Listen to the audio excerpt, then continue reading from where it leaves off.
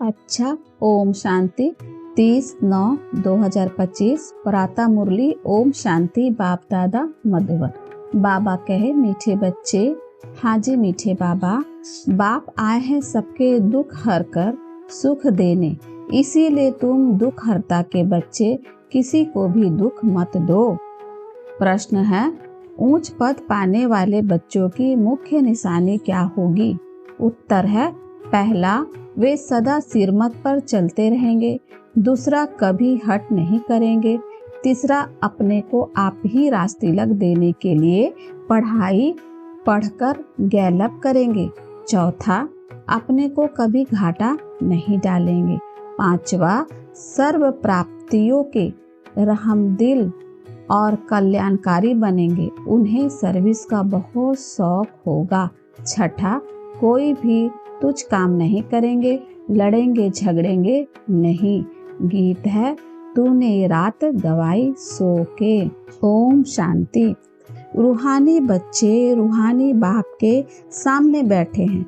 अब इस भाषा को तो तुम बच्चे ही समझते हो और कोई नया समझ ना सके। हे रूहानी बच्चे, ऐसे कभी कोई कह ना सके, कहने आएगा ही नहीं। तुम जानते हो, हम रूहानी बाप के सामने बैठे हैं, जिस बाप को यथार्थ रीति कोई भी जानते नहीं, भल अपने को भाई बहन भी समझते हैं। हम सब आत्माएं हैं, बाप एक है, परंतु यथार्थ रीति नहीं जानते।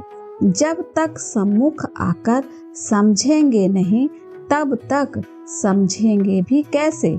तुम अभी जब सम्मुख आते हो तब समझते हो। तुम हो ब्राह्मण ब्राह्मणियाँ, तुम्हारा सरनेम ही है ब्रह्मा वंशा, ब्रह्मा कुमार कुमारियाँ। शिव की तो सब आत्माएं हैं। तुमको शिव कुमार वे शिव कुमारी नहीं कहेंगे, यह अक्षर रॉन्ग हो जाता है। कुमार हो तो कुमारी भी हो। शिव की सब आत्माएं हैं। कुमार कुमारी तब कहला जाता जब मनुष्य के बच्चे बनते हैं।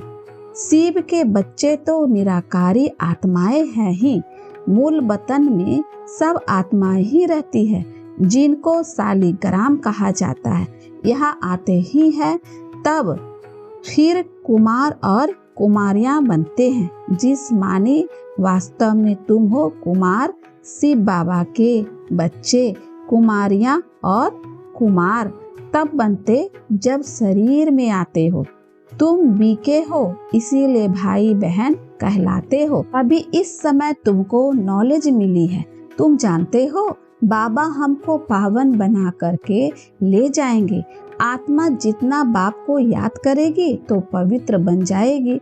आत्माएं ब्रह्मा मुख से यह नॉलेज पढ़ती है। चित्रों में भी बाप की नॉलेज क्लियर है। शिव बाबा ही हमको पढ़ाते हैं ना, न कि कृष्ण पढ़ा सकते, न कृष्ण द्वारा बाप पढ़ा सकते हैं। श्री कृष्ण तो बैकुंठ का प्रिंस है, यह भी तुम बच्चे को समझना है। श्री कृष्ण तो स्वर्ग में अपने माँ बाप का बच्चा होगा, स्वर्गवासी बाप का बच्चा होगा। वे बैकुंठ का प्रिंस है, उनको भी कोई जानते नहीं। श्री कृष्ण जयंती पर अपने अपने घरों में श्री कृष्ण के लिए झूले बनाते हैं। वे मंदिरों में झूले बनाते हैं। माताएं जाकर गोलक में पैसे डालती है, पूजा करती है। आजकल क्राइस्ट को भी कृष्ण मिसल बनाते हैं, ताज आदि पहनाकर माँ की गोद में देते हैं। जैसे श्री कृष्ण को दिखाते हैं। अब श्री कृष्ण और क्राइस्ट राशि तो एक ही है। वे लोग कॉपी करते हैं, नहीं तो श्री कृष्ण के जन्म और क्राइस्ट के जन्म में बहुत फर्क है। क्राइस्ट का जन्म कोई छोटे बच्चे के रूप में नहीं होता है। क्राइस्ट की आत्मा ने तो कोई में जाकर प्रवेश किया है, विष से पैदा हो न सके। आगे क्राइस्ट को कभी छोटा बच्चा नहीं दिखाते थे, क्रॉस पर दिखाते थे।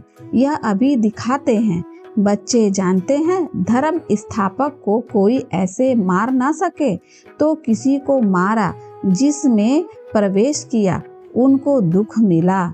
सतो प्रधान आत्मा को दुख कैसे मिल सकता है? उसने क्या कर्म किया जो इतने दुख भोगे? आत्मा ही सतो प्रधान अवस्था में आती है। सबका हिसाब किताब चुकतू होता है। इस समय बाप सबको पावन बनाते हैं। वहाँ से सतो प्रधान आत्मा आकर दुख भोग ना सके। आत्मा ही भोगती है ना। आत्मा शरीर में है तो दुख होता है। मुझे दर्द है, यह किसने कहा? इस शरीर में कोई रहने वाला है?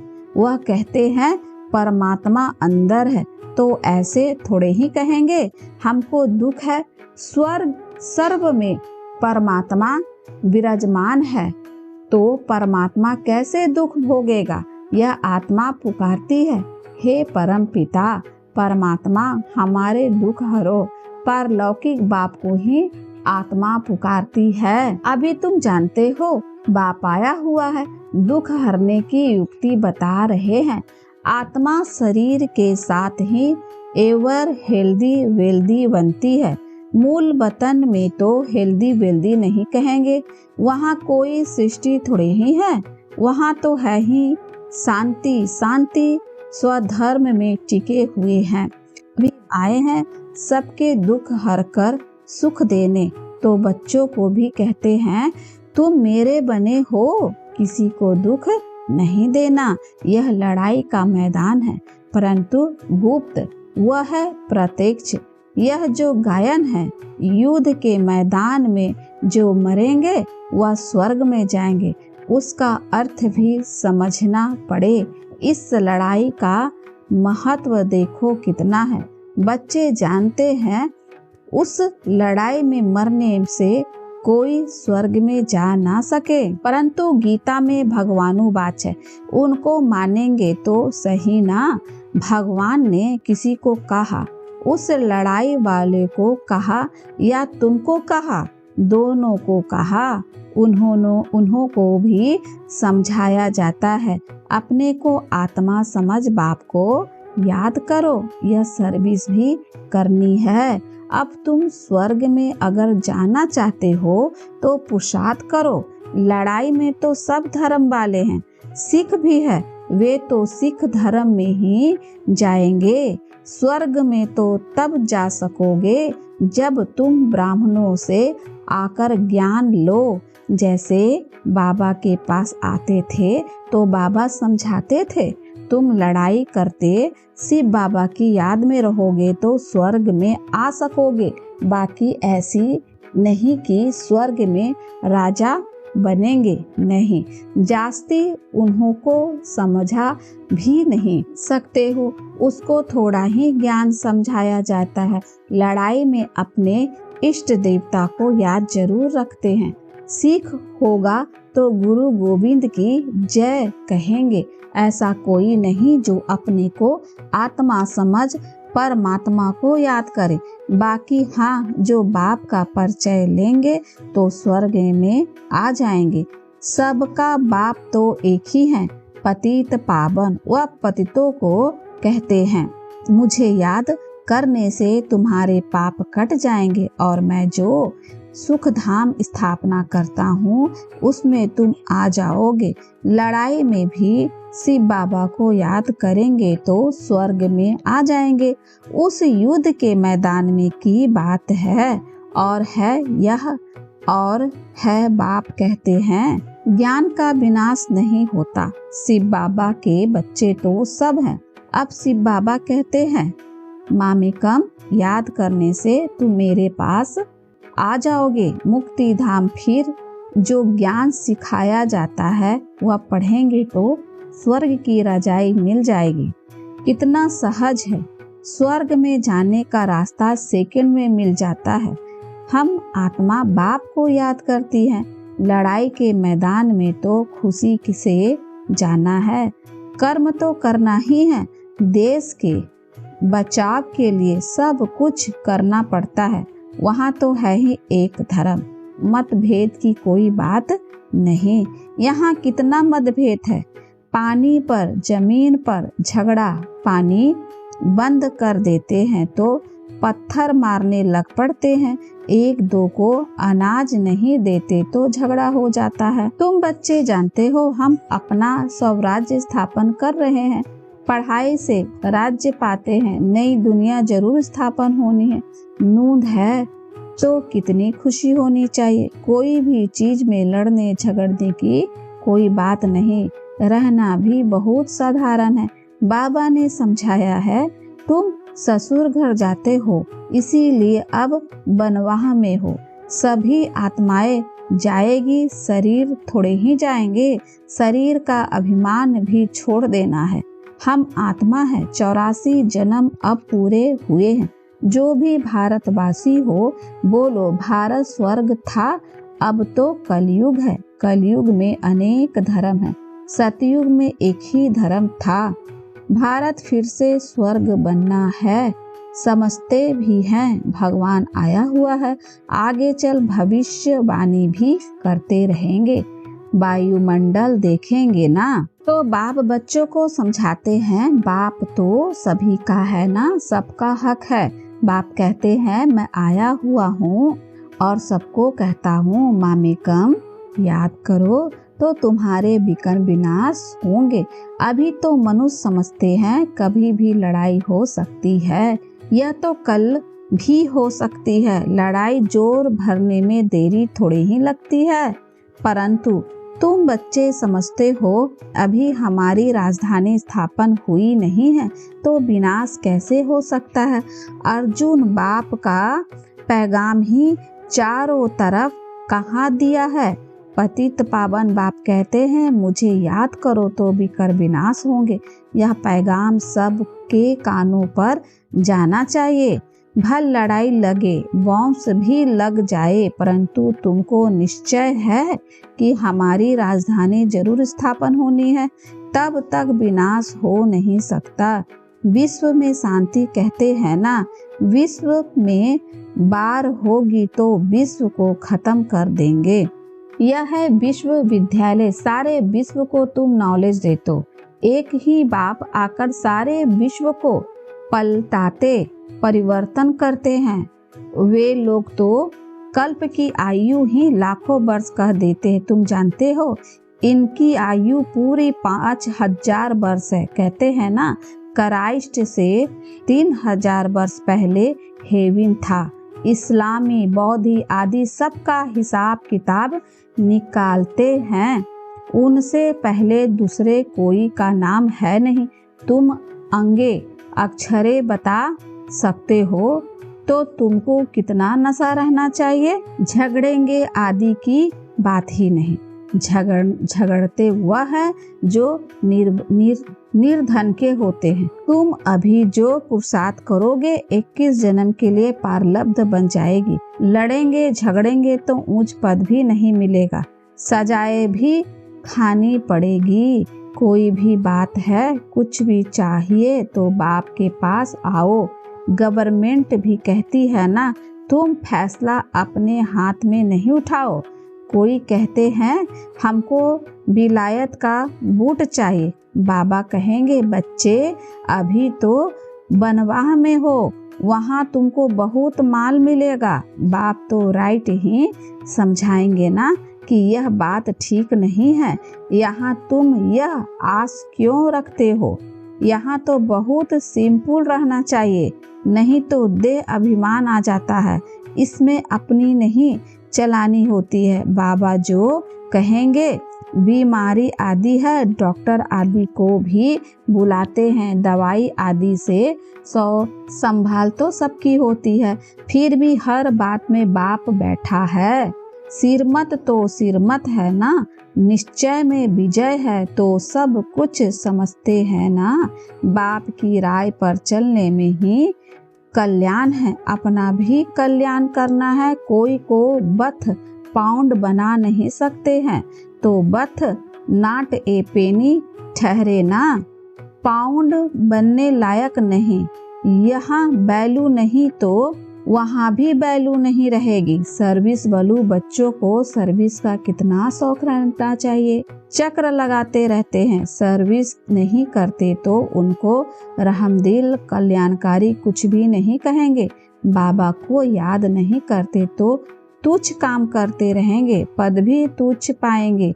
ऐसे नहीं, हमारा तो शिव बाबा से योग है, यह तो है ही बीके। शिव बाबा ब्रह्मा द्वारा ही ज्ञान दे सकते हैं। सिर्फ शिव बाबा को याद करोगे तो मुरली कैसे सुनेंगे? फिर नतीजा क्या होगा? पढ़ेंगे नहीं तो पद क्या पाएंगे? यह भी जानते हैं सबकी तकदीर ऊंच नहीं बनती, वहाँ भी तो नंबरवार पद होंगे। पवित्र तो सबको होना है। आत्मा पवित्र बनेंगे बिगर शांति धाम जा नहीं सकती। बाप समझाते हैं, तुम सबको यह ज्ञान सुनाते चलो। कोई भल अभी नहीं भी सुनते हैं, आगे चलकर जरूर सुनेंगे। अभी कितने भी विघ्न तूफान जोर से आए, तुम्हें डरना नहीं है, क्योंकि नए धर्म की स्थापना होती है ना। तुम गुप्त राजधानी स्थापन कर रहे हो। बाबा सर्विस वालू बच्चों को देखकर खुश होते हैं। तुम्हें अपने को आप ही राज तिलक देना है, सिरमत पर चलना है। इसमें अपना हठ चल ना सके।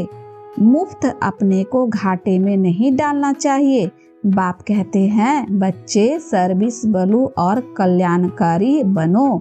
स्टूडेंट को टीचर कहेंगे ना, पढ़ कर गैलप करो। तुमको 21 जन्मों के लिए स्वर्ग की स्कॉलरशिप मिलती है। डायनेस्टी में जाना यही बड़ी स्कॉलरशिप है। अच्छा, मीठे मीठे सिखलद्दे बच्चों प्रति माता पिता बाप दादा का याद प्यार और गुड मॉर्निंग। रूहानी बाप की रूहानी बच्चों को नमस्ते। हम रूहानी बच्चों की ओर से रूहानी माता पिता बाप दादा को याद प्यार और नमस्ते बाबा, नमस्ते बाबा, शुक्रिया बाबा, शुक्रिया बाबा। धारणा के लिए मुख्य सार है। पहला, संगम पर बहुत सिंपल साधारण रहना है, क्योंकि यह बनवाह में रहने का समय है। यहाँ कोई भी आस नहीं रखनी है, कभी अपने हाथ में लौ नहीं लेना है, लड़ना झगड़ना नहीं है। दूसरा है, विनाश के पहले नई राजधानी स्थापन करने के लिए सबको बाप का पैगाम देना है कि बाप कहते हैं, मुझे याद करो तो विकर्म विनाश हो और तुम पावन बनो। वरदान है, संतुष्टता की विशेषता द्वारा सेवा में सफलता मूर्त बनने वाले संतुष्ट मनी भवा। सेवा का विशेष गुण संतुष्टता है। यदि नाम सेवा हो और स्वयं भी डिस्टर्ब हो, वे दूसरों को भी डिस्टर्ब करे, तो ऐसी सेवा न करना अच्छा है। जहाँ स्वयं के प्रति वे संपर्क वालों से संतुष्टता नहीं, वह सेवा न स्वयं को फल की प्राप्ति कराती है और न दूसरों को। इसीलिए पहले एकांतवासी बन स्वयं परिवर्तन द्वारा संतुष्ट मनी का वरदान प्राप्त कर फिर सेवा में आओ, तब सफलता मूर्त बनोगे। स्लोगन है, विघ्नों रूपी पत्थर को तोड़ने में समय न गवाकर उसे हाई जंप देकर पार करो। अव्यक्त इशारे, अब लगन की अग्नि को प्रज्वलित कर योग को ज्वाला रूप बनाओ। ज्वाला स्वरूप याद के लिए मन और बुद्धि दोनों को एक तो पावरफुल ब्रेक चाहिए और मोड़ने की भी शक्ति चाहिए। इससे बुद्धि की शक्ति वे कोई भी एनर्जी वेस्ट ना होकर जमा होती जाएगी। जितनी जमा होगी उतना ही परखने की, निर्णय करने की शक्ति बढ़ेगी। इसीलिए अब संकल्पों का विस्तार बंद करते चलो, अर्थात समेटने की शक्ति धारण करो। ओम शांति।